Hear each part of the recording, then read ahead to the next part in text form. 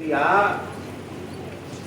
कि दो हाथ पैर वाले मनुष्यों में ये जितने ब्राह्मण हैं ना, ये सब भगवान की विभूति हैं, इन सबको भगवान ही मानो। फिर चारों आश्रमों में चतुर्थाश्रम संन्यास आश्रम भगवान की विभूति है, इन साधु संतों को भगवान मानो। अब उसने पहले गुरु को भगवान माना, फिर भगवान में भगवान को माना, फिर ब्राह्मणों में भगवान को माना, फिर साधु संतों में भगवान को माना, दृष्टि व्यापक हो गई। फिर गुरु जी ने बताया कि देखो, चार पैर वाले जितने प्राणी हैं उनमें जो गाय है ना, वो साक्षात परमात्मा है। दो हाथ पैर वाले मनुष्यों में ब्राह्मण और चार पैर वाले प्राणियों में गाय। ये गाय साक्षात भगवान की विभूति है। रामकृष्ण हरि कली धेनु बनी आए हैं। रामकृष्ण ही कलयुग में धेनु बनकर हमारे सामने हैं। गुरु जी ने समझा दिया।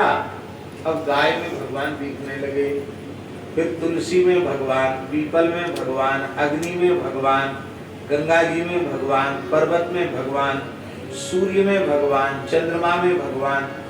अब दृष्टि उसकी व्यापक होती चली गई और होते होते खंबायु मगलिम सलिलम महिष, आकाश पृथ्वी जल पवन सब में भगवान। भगवान के अतिरिक्त दूसरा कोई तत्व नहीं है।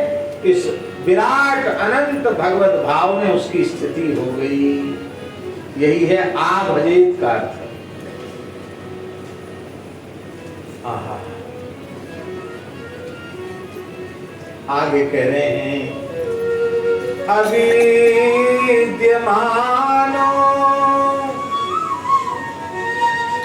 व्यवभाति द्वयो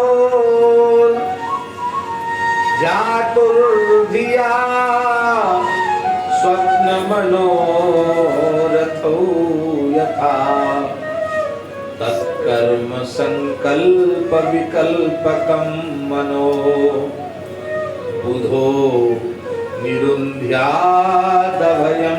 ततस्यात्। क्या कहना है?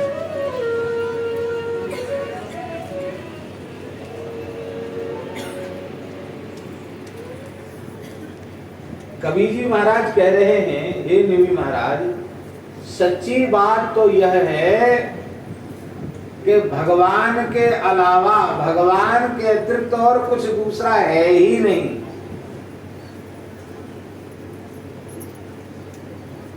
भगवान के अतिरिक्त दूसरा कुछ भी नहीं है।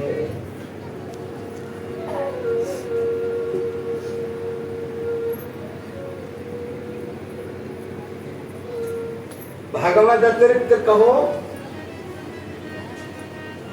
अथवा आत्मा अतिरिक्त कहो, इसमें कोई असर नहीं। अंतर इसलिए नहीं है, कल हमने चर्चा की थी, गोपियां कह रही हैं, प्रेष्ठो भवास तनुभृताम किलबंधुरात्मा। हे श्री कृष्ण, आप जितने शरीरधारी हैं सबके प्रियतम हैं, क्योंकि आप सबकी आत्मा हैं। तो आत्मा माने श्री कृष्ण होते।